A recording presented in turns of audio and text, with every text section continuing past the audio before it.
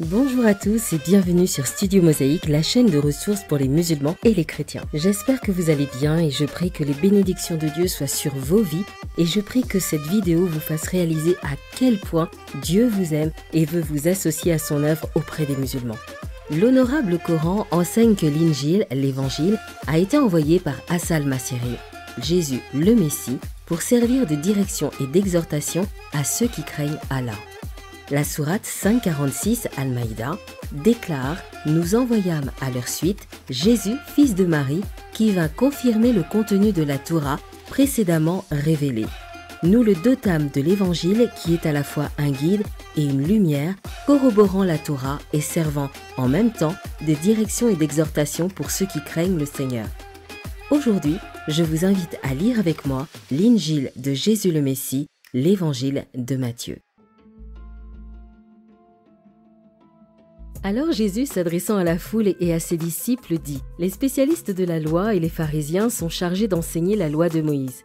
Faites donc tout ce qu'ils vous disent et réglez votre conduite sur leurs enseignements. Mais gardez-vous de prendre modèle sur leurs actes, car ils parlent d'une manière et ils agissent d'une autre. Ils lient les pesants fardeaux et les placent sur les épaules des hommes, mais ils ne bougeraient même pas le petit doigt pour les déplacer.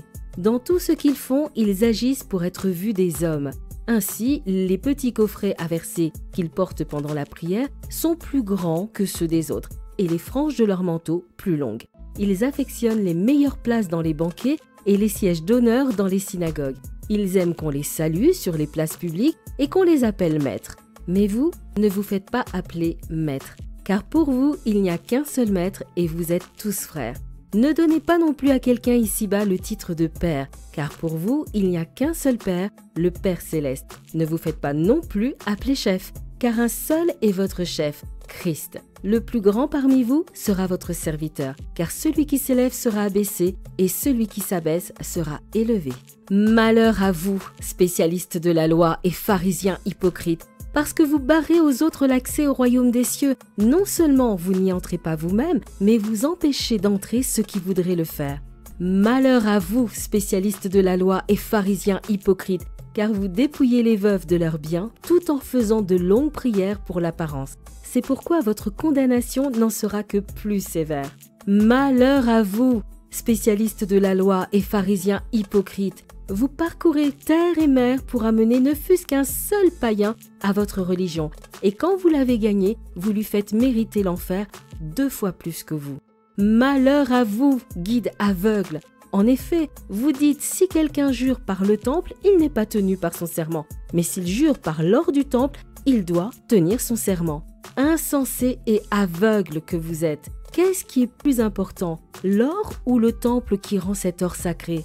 Ou bien vous dites, si quelqu'un jure par l'autel, il n'est pas tenu par son serment. Mais s'il jure par l'offrande qui est sur l'autel, il doit tenir son serment. Aveugle que vous êtes. Qu'est-ce qui est plus important, l'offrande ou l'autel qui rend cette offrande sacrée ? En fait, celui qui jure par l'autel, jure à la fois par l'autel et par tout ce qui est dessus. Celui qui jure par le temple, jure à la fois par le temple et par celui qui y habite. Celui qui jure par le ciel, jure à la fois par le trône de Dieu et par celui qui y siège. Malheur à vous, spécialistes de la loi et pharisiens hypocrites. Vous vous acquittez de la dîme sur la menthe, sur l'anis et le cumin, mais vous laissez de côté ce qu'il y a de plus important dans la loi, c'est-à-dire la justice, la compassion et la fidélité. Voilà ce qu'il fallait pratiquer, sans négliger le reste. Guides aveugles que vous êtes. Vous filtrez vos boissons pour éliminer le moindre moucheron, mais vous avalez le chameau tout entier. Malheur à vous, spécialistes de la loi et pharisiens hypocrites. Vous nettoyez soigneusement l'extérieur de vos coupes et de vos assiettes, mais vous les remplissez du produit de vos vols et de vos désirs incontrôlés. Pharisiens aveugles, commence donc par purifier l'intérieur de la coupe et de l'assiette, alors l'extérieur sera pur. Malheur à vous, spécialistes de la loi et pharisiens hypocrites. Vous êtes comme ces tombeaux crépis de blanc qui sont beaux au dehors, mais à l'intérieur, il n'y a qu'ossements de cadavres et pourriture. Vous de même, à l'extérieur, vous avez l'air d'être juste aux yeux des hommes, mais à l'intérieur, il n'y a qu'hypocrisie et désobéissance à Dieu. Malheur à vous, spécialistes de la loi et pharisiens hypocrites. Vous édifiez des tombeaux aux prophètes, vous couvrez d'ornements ceux qui sont justes. Si nous avions vécu du temps de nos ancêtres, nous ne nous serions pas associés à eux pour tuer les prophètes. En disant cela, vous attestez vous-même que vous êtes bien les descendants de ceux qui ont fait périr les prophètes. Eh bien, ce que vos pères ont commencé, portez-le à son comble.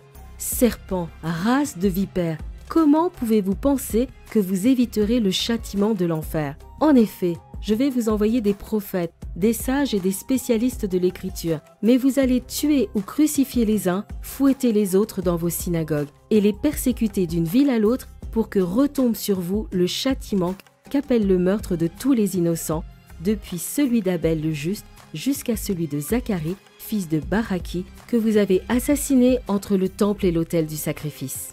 Oui, vraiment, je vous l'assure, le châtiment mérité par tous ces meurtres retombera sur les hommes de cette génération.